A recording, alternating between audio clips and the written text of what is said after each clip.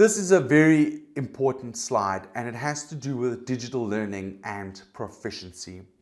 And it's understanding people's, students and educators' perceptions of digital learning. Students view digital learning as an alternative to traditional learning, and they don't want it to replace their lectures. They don't want it to replace their traditional on-campus learning experience.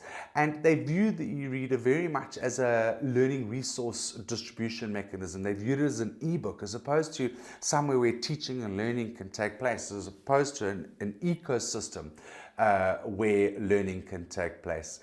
One of the big barriers to the system was forced sharing. When the system was first launched, notes and questions were set to share by default, and this was a massive barrier for the student.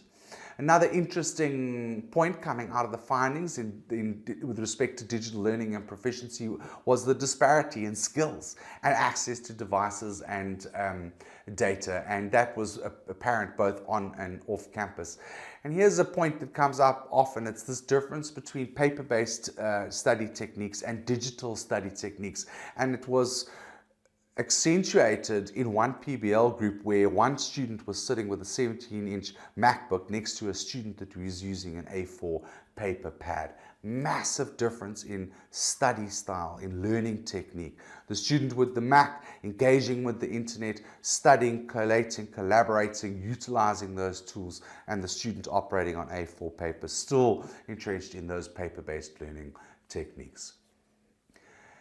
Students believe that writing, highlighting, summarizing, underlining, curating, collation, chatting, sharing, presenting, discussing, questioning and note-taking, all elements that can take place in a face-to-face or a paper-based or a non-online or offline environment are barriers to online learning. So a thumbs down for students perceiving that paper-based learning techniques could not be replicated online.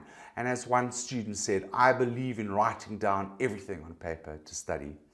Also a thumb down for the perceived lack of social engagement and the perceived lack of the development of social skills in an online environment or in a digital learning environment where students believe that there's no collaboration and no social interaction.